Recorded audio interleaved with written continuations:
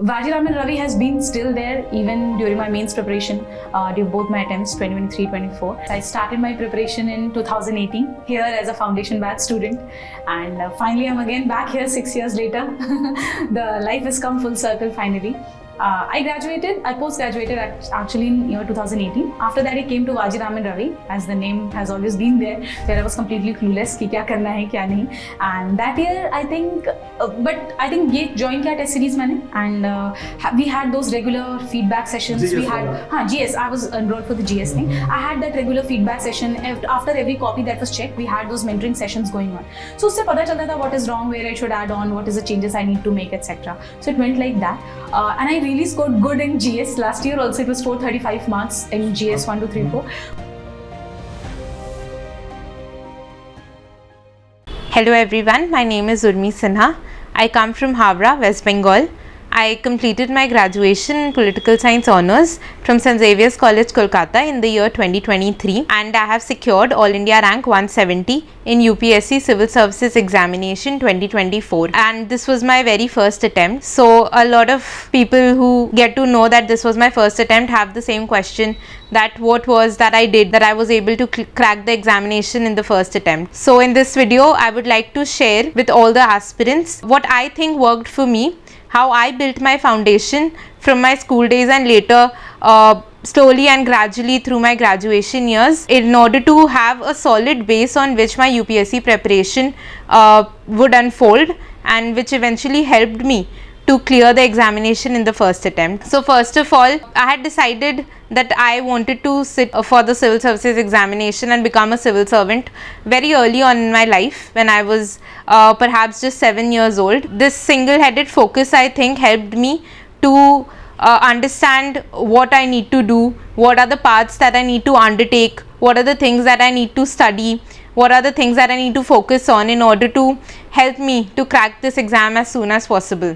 So I started reading the newspaper when I was in class 9, and this is something that helped me a great deal in building the foundation. I think to all the aspirants who are listening to this, you can start reading the newspaper as soon as you decide that you want to sit for the civil services. Whether you are in school or in your graduation, you should start as soon as possible, because a lot of times जब आप बाद में full fledged preparation start करते हो, तो उस समय when you are just beginning to read the newspaper, you might not understand what to read, how much to read, what are the portions that you need to focus on. अगर आप पहले से एक डिग्री ऑफ फेमिलियरिटी बना लो newspaper से, तो आपको आगे चल के काफ़ी बेनिफिट रहता है, not just in your prelims and mains, but a great deal in your personality test also. Reading the newspaper will also help you in other things in the exam.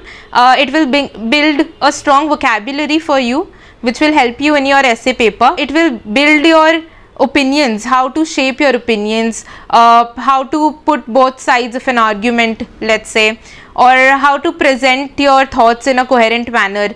Newspaper के editorial से आपको ये पता चल जाएगा. So I read the newspaper every day. This is something that you should start straight away. But I did not make notes from them. I did make notes from them for some time, for a few months. But then I thought कि current affairs की जो monthly magazines आती है उनसे ही notes, current affairs के notes पढ़ लेना और रिवाइज करना is more time efficient and duplication of efforts नहीं होगा उसमें. तो मैंने वो किया.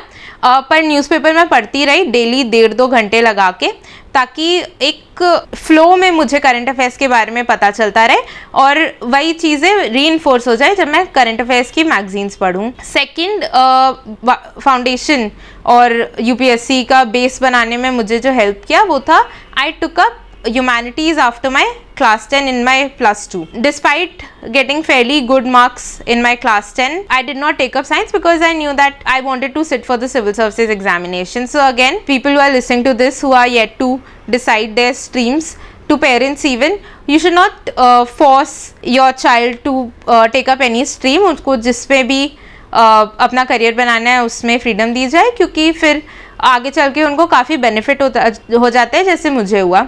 जैसे क्योंकि मैंने प्लस 2 में अपना geography, economics, sociology, political science, ये सारी सब्जेक्ट्स पढ़ी थी, तो मेरे को इसके लिए additional effort basic books NCERTs ये सब पढ़ने की ज़रूरत नहीं पड़ी. This was something that saved a lot of time और मैं डायरेक्टली बहुत सारे सब्जेक्ट्स के स्टैंडर्ड बुक्स से ही स्टार्ट किया मैंने पढ़ना. बट कुछ सब्जेक्ट्स थे जिसमें मेरा इंटरेस्ट नहीं था, जैसे हिस्ट्री मुझे थोड़ी बोरिंग लगती थी.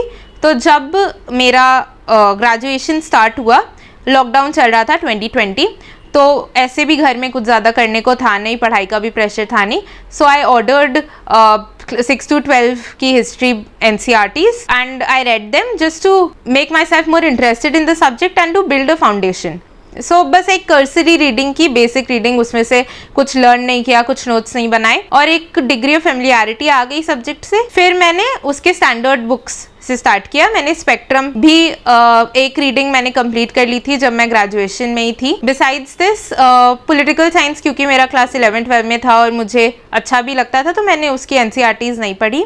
मैंने इसका डायरेक्ट लक्ष्मीकांत से ही शुरू किया. बिसाइड्स दिस ग्रेजुएशन में मैंने आई थिंक सेकेंड ईयर था मेरा जब, तो मैंने वाजीराम एंड रवि का पोस्टल कोर्स जो होता है जिसमें वो येलो बुक्स अपनी भेज देते हैं विदाउट एनी कोचिंग, मैंने उसमें एनरोल किया. तो उन्होंने येलो बुक्स सारे सब्जेक्ट्स की भेज दी, तो मैं उसकी भी कुछ सब्जेक्ट्स की रीडिंग करना स्टार्ट कर दिए when I was doing my graduation itself. Besides this मैं विजन की current affairs monthly magazine freely available है इंटरनेट पे, मैं वो भी पढ़ती थी बीच बीच में. उसको लर्न नहीं करती थी, उसको रिवाइज नहीं करती थी, पर बस to understand how to read these magazines और क्या सब इंपॉर्टेंट होता है UPSC पॉइंट ऑफ पर्सपेक्टिव से when you are reading the newspaper. Besides this in my optional also I took up PSIR and I did my graduation also in political science. This was also something that was premeditated, pre-decided after my class 12 that I will take a PSI because I was fairly interested in the subject.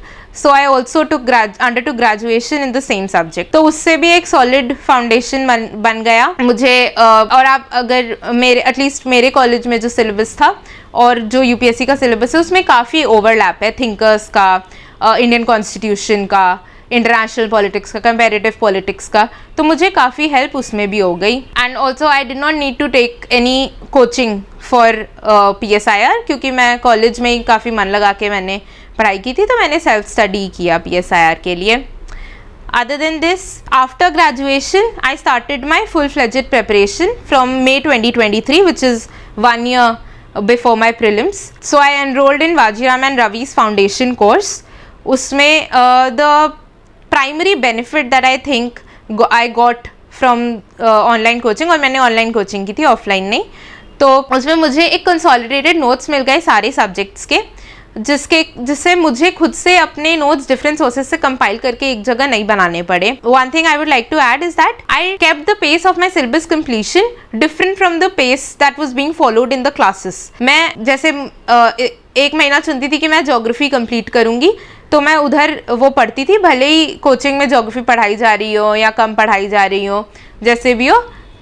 मैं उसको एक parallel रखती थी. 80% self study करती थी और classes बस notes consolidation और एक फ्लो मेंटेन करने के लिए, और कुछ छूट ना जाए इसके लिए रखा मैंने कोचिंग. एंड तो notes, if I come to notes from here, तो नोट्स मेरे जो कोचिंग के थे वो मैंने रखे. एंड बिसाइड्स दिस मैंने बहुत शॉर्ट नोट्स नहीं बनाए मेंस के लिए भी, प्रीलिम्स के लिए भी नहीं, प्रीलिम्स के लिए भी कोचिंग के नोट्स ही यूज़ किए. और मेंस के लिए मैंने कुछ सब्जेक्ट्स के शॉर्ट नोट्स बनाए, जैसे ज्योग्राफी के लिए मैंने मिनरल रिसोर्सेज का चैप्टर है तो कुछ पेजेस बनाए जिसमें मैं वर्ल्ड मैप बना के पॉइंट आउट कर दी कि कहाँ पे यूरेनियम मिलता है, कहाँ पे रेयर अर्थ एलिमेंट्स मिलते हैं, इस टाइप के शॉर्ट नोट्स बनाए. और हर सब्जेक्ट के लिए सोसाइटी, गवर्नेंस, पॉलिटी, जिसके लिए भी उसके डेटा शीट्स प्रिपेयर किए मैंने डिजिटल, जिसमें मैं अलग अलग टाइप का डेटा लिखती थी. मान लो हेल्थ है तो उसमें मैं लिखती थी कि हमारी इन्फेंट मोर्टालिटी रेट कितनी है, हमारा इम्यूनाइजेशन रेट कितना है, या इकोनॉमिक्स हो गया तो हमारी GDP ग्रोथ कितना है, हमारे इन्फ्लेशन कितना है. तो ये सब एक डेटा शीट्स बना के मैंने रखे थे. मैंने बहुत शॉर्ट नोट्स नहीं बनाए और अपने जो कोचिंग के नोट्स थे उसी से हाईलाइट करके रिवाइज करती रही. आंसर राइटिंग के लिए अगर बोला जाए तो हाँ, मैं आंसर राइटिंग मैंने स्टार्ट कर दी थी फ्रॉम May 2023 और एटलीस्ट जून 2023. मैं उसमें बहुत टाइम बाउंड मैनर में नहीं लिखती थी उस समय, पर I made sure that I wrote something so that I get to know about the structure, the flow of the answer, how to write in bullet points, how to underline keywords, what are the kind of flow charts or diagrams or graphs that I need to make in order to make it more presentable, what should be the structure broadly, conclusion कितना होना चाहिए बड़ा, way forward कौन से answers में होने चाहिए, किस टाइप के वे फॉरवर्ड्स होने चाहिए, कहाँ पे डायग्रामेटिक रिप्रेजेंटेशन होना चाहिए, कहाँ पे मैप्स बनाने चाहिए, तो एक आइडिया आपको रहेगा.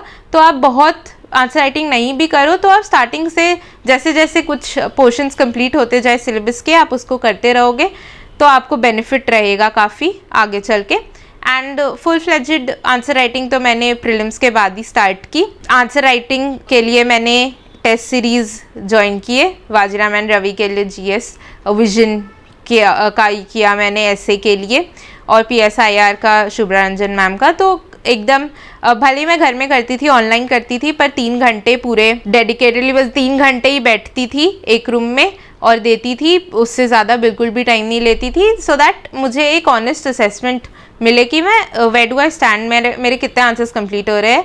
और फॉर्चुनेटली मेरे हर पेपर में सारे आंसर्स रियल मेंस में, भले वो ऑप्शनल हो, एसए हो, जीएस हो, सब में सारे आंसर्स मैं कंप्लीट कर पाई. So I hope this helps you and all the best to all the aspirants. And I would like to thank DKT for giving me the opportunity to share my insights and be of some help to future aspirants. Thank you.